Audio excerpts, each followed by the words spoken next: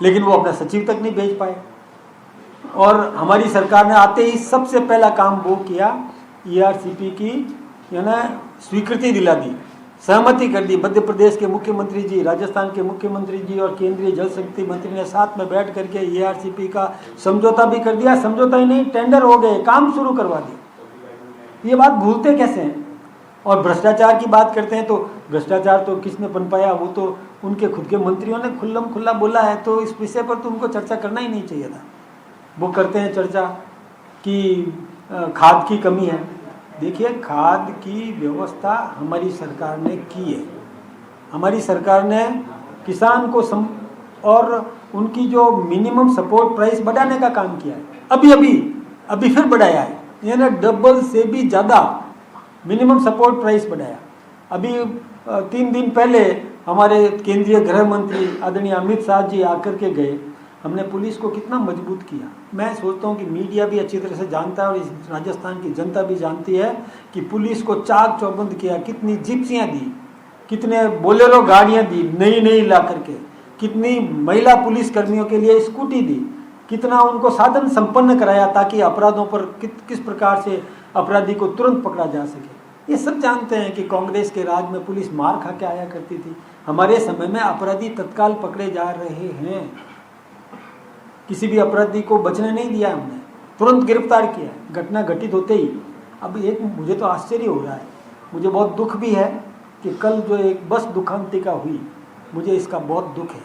लेकिन एक बात विचार करना चाहिए कि बस एयर कंडीशनड बस के अंदर एयर वो जो उसका जो होता है वो लीक हो जाए और आग पकड़ जाए, इसमें सरकार की गलती है।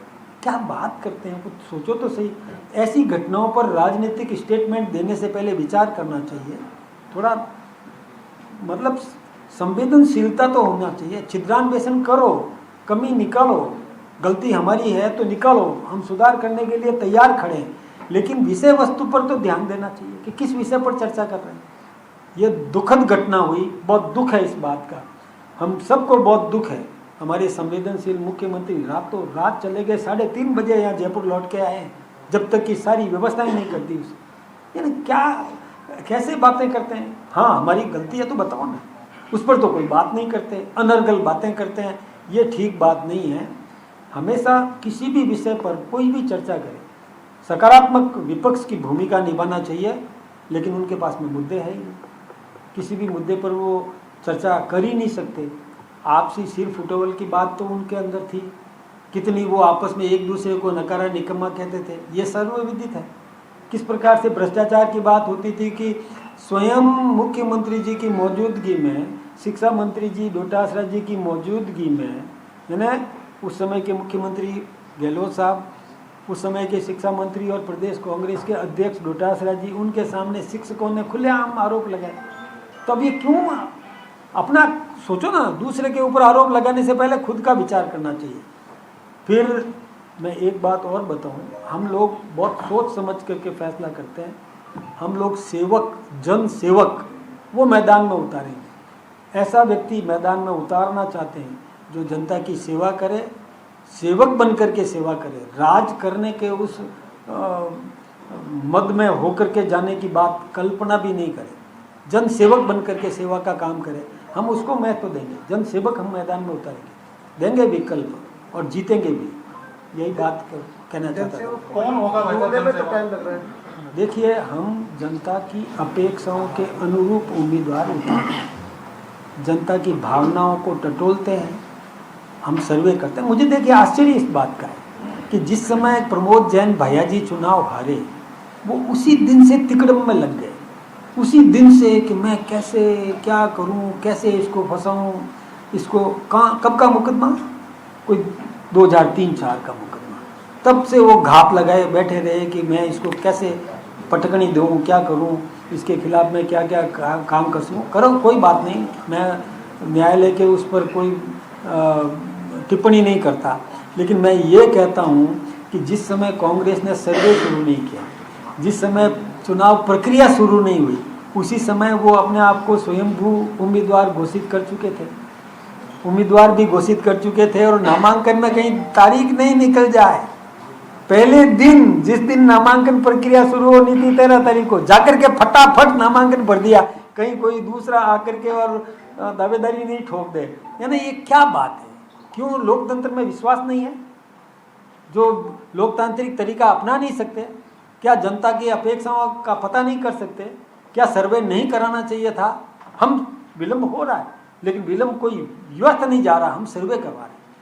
आम जनता क्या चाहती है, जनता की सोच क्या है, जनता की इच्छा क्या है, हम उसका ख्याल करते हैं। उसके हिसाब से हम उम्मीदवार मैदान में उतारेंगे और चुनाव भी जीतेंगे, क्योंकि जनता की अपेक्षाओं के अनुरूप हम उम्मीदवार उतारेंगे तो जनता हमें आशीर्वाद देगी, निश्चित रूप से मिलेगा, हम जीतेंगे। अच्छा, भाजपा में ये कहते हैं कि हमारे तो 24/7 चलता है, 24 घंटे 7 दिन संगठन है, उसके बावजूद डिले हो रहा है। और जब पता था कि चुनाव की तारीखें हो गई, उसके बाद डिले हो तो प्रश्न उठना लाजमी हो जाता है।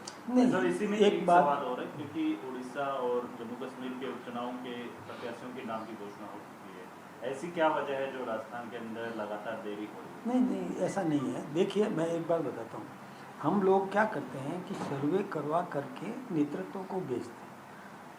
हमारा सिस्टम जो है वो पारदर्शी है। हमारा सिस्टम जैसे एक तो सबसे खबर लेना, सूचना एकत्रित करना और एकत्रित करके नेतृत्व को दे देना। वहाँ पर भी कोई भी हमारा नेता अपनी रिपोर्ट भी देता है और उसके बाद में बहुमत के आधार पर या उसके सर्वसम्मत जो भी है वो फैसला हो जाता है।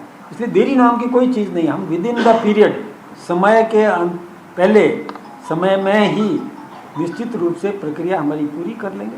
हम उम्मीदवार। कल आपने कहा था कि आज ही घोषणा हो जाएगी, कल की आपको गुजर गया, आज ही पूरा दिन मैं गुजर एक गया। बात आपको बताऊं, कल की घटना पर तो आप खुद भी बड़े चिंतित होंगे। कल किस प्रकार की घटना हो गई थी, और ऐसी घटना के समय में हम कोई भी इस प्रकार की घोषणा करके या कहीं पर कोई गम, कहीं खुशी, ऐसा वातावरण तैयार नहीं करना चाहते थे। हो जाएगी, कोई चिंता की बात नहीं, हम कर लेंगे। कल की घटना ऐसी थी, हृदय विदारक घटना थी, हृदय विदारक घटना थी, और ऐसी घटना को टाला जा सकता था। और ऐसे में कांग्रेस आज नारे लगा रही है जोश से, जुलूस के साथ, खुशियां मनाते हुए।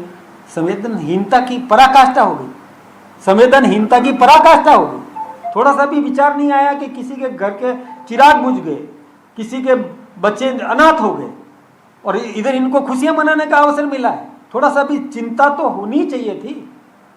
हम लोग चिंता कर रहे हैं, हमें मालूम है कि मीडिया हमसे पूछेगा, लेकिन हम धैर्य रखते हैं। हम जानते हैं इस बात को कि स्थितियों का ख्याल नहीं रखेंगे, किसी की संवेदना का ख्याल नहीं रखेंगे, किसी की आत्मा रो रही है और उस समय हम किस प्रकार से जोश मना रहे हैं, ये थोड़ा चिंता का तो होना ही चाहिए था ना। ये जिनकी मर गई है इस प्रकार की संवेदनाएं मर चुकी है, वो कुछ भी कर सकते हैं। हम सोच समझ के काम करें। देखिए, हनुमान बेनीवाल एक आरोप लगा रहे हैं। हनुमान बेनीवाल एक आरोप लगा रहे हैं कि आपने सरकारी तंत्र का दुरुपयोग करा और अपनी पत्नी को हेलीकॉप्टर से यहाँ एक मैं बात आपसे कहूँ, देखिए, ये हनुमान जी की भी संवेदनाएं मर चुकी है। मैं आपसे बताऊं, मेरी पत्नी को ब्रेन में क्लॉट आया, उनका हाथ काम नहीं कर रहा था, मुझे सूचना मिली, मैंने हेलीकॉप्टर मंगवाया। हेलीकॉप्टर का पेमेंट मेरी फैक्ट्री से हुआ है, उसी फैक्ट्री से पेमेंट हुआ है जिस फैक्ट्री की मालिक मेरी पत्नी है, और उसी के नाम का बिल है, उसी के नाम का हेलीकॉप्टर लिया गया, उसी से पेमेंट भी हो गया। ये क्या मतलब बिलो बेल्ट अटैक इसी को बोलते हैं, जिसकी संवेदनाएं मर चुकी। अरे मेरी पत्नी का हाथ काम नहीं कर रहा था, मोबाइल पकड़ा नहीं जा रहा था, मुझे ये जब बताया गया तो मैं हेलीकॉप्टर नहीं तो क्या कैसे जाऊंगा मैं, कल्पना तो यानी वो क्या सोच है उन लोगों की। मैंने पेमेंट किया है, मेरी फैक्ट्री से पेमेंट हुआ है, अब कमाल हो गया। ये कैसी बातें करते हैं। हनुमान बेनीवाल जी को थोड़ा समझना चाहिए कि इतनी घटिया स्तर की सोच नहीं रखे। मैं इसको घटिया मानसिकता शब्द प्रयोग करूंगा किस कहाँ, तो मैं कहता हूँ धन्यवाद दूंगा अशोक गहलोत जी को, जिन्होंने मुझे पूछा, मेरी पत्नी की कुशल क्षेम पूछी। धन्यवाद सचिन पायलट जी को, जिन्होंने मेरी पत्नी की कुशल क्षेम पूछी। धन्यवाद डोटासरा जी को भी, जिन्होंने एक मतलब वो अपनत्व दिखाते हुए मेरी पत्नी की कुशल क्षेम पूछी। और वो एक व्यक्ति ऐसे हैं कि जो पूछना तो कहीं रहा और उल्टा ये कहाँ है, और मैं सरकारी तंत्र का उपयोग करूंगा। कमाल हो गया, कैसी बातें करते हैं वो। बिल मेरी फैक्ट्री के नाम का, पेमेंट मेरी फैक्ट्री से हुआ, और वो इस प्रकार की बातें करते हैं। वो उनकी आदत है भैया, वो करते हैं ऐसा। कभी बिजली का बिल नहीं भरते हैं, मकान खाली नहीं करते हैं, कभी वो क्या क्या कर लेते हैं। कहाँ से वो, उनके कौन सी फैक्ट्री चल रही है जो उनके हेलीकॉप्टर आ जाते हैं, बताएं तो जरा। मेरी फैक्ट्री चलती है 1979 से, मैं इनकम टैक्स पे ही हूँ। मेरी पत्नी इनकम टैक्स पे ही है, वो भी इनकम टैक्स देती है। 1979 से मैं इनकम टैक्स दे रहा हूँ, 1982 से मेरी पत्नी इनकम टैक्स दे रही है। हम अपनी व्यवस्था से चलते हैं भाई, अपनी चमड़ी अपनी दमड़ी से राजनीति करते हैं, किसी के भरोसे नहीं करते। वो करते हैं जो दूसरे के दम पर खेलते हैं, कूदते हैं और हेलीकॉप्टर से घूमते हैं। ये ऐसी बात करना लाजमी नहीं था। मैं सोचता हूँ कि हनुमान बेनीवाल जी को थोड़ा समझ लेने की जरूरत है, कुछ स्तर सुधारने की जरूरत है। नरेश मीणा प्रबल दावेदार हैं, किस तरीके से देखते हैं? मैं लोकतंत्र की, देखो अपन लोकतंत्र के प्रशंसक हैं। किसी भी नागरिक को दावेदारी करने का हक है, और किसी को भी अपना कि मैं जीतूंगा, मैं करूंगा कहने का हक है। आज जो व्यक्ति कह देगा मैं जीत नहीं रहा हूं, केवल लड़ रहा हूं, तो उसकी दुकान खाली हो जाएगी। इसलिए वो तो आज तो यही कहेगा कि मैं क्या कर रहा हूं, मैं जीतूंगा। इसी उम्मीद से लोग लड़ते हैं। सर, एक चीज देखने को आ रही है, तमाम जो विपक्षी नेता हैं, चाहे वो पूर्व में अशोक गहलोत हो, चाहे रोहतास राव, चाहे सीएम को निशाने पर लेते हैं और कहते हैं कि सीएम कुछ नहीं कर रहे हैं, कुछ हो नहीं रहा है सरकार में। मैं सीएम की बात करूं, देखिए एक बात आप समझिए कि जीतते ही ईआरसीपी का काम किया, जीतते ही राइजिंग राजस्थान का काम किया, और बाहर भी गए, इन्वेस्टर्स को लेकर के आए। 35 लाख करोड़ के एमओयू हुए, जिसमें 7 लाख करोड़ के एमओयू धरातल में उतर गए। मैं बताता हूँ, मेरे फालना में सेलो कंपनी का ग्लास का बाउल बन रहा है, जिसकी नींव भजनलाल जी के राज में हुई, जो प्रोडक्शन में आ गई फालना में। मैं खुद उस फैक्ट्री को मैं देख के आया। बड़े कर्मचारी भी, स्थानीय स्किल्ड सेमी स्किल्ड लेबर्स वहाँ काम कर रहे हैं। ग्लास के, कांच के बाउल्स बन रहे हैं, कांच की गिलासें बन रही है, कांच के बर्तन बन रहे हैं, वो कारखाना लग गया। ऐसे ही कई एम्ब्रेला इंडस्ट्रीज नई लगी है, कई ऐसे एमओयू हुए पर्यटन की दृष्टि से भी।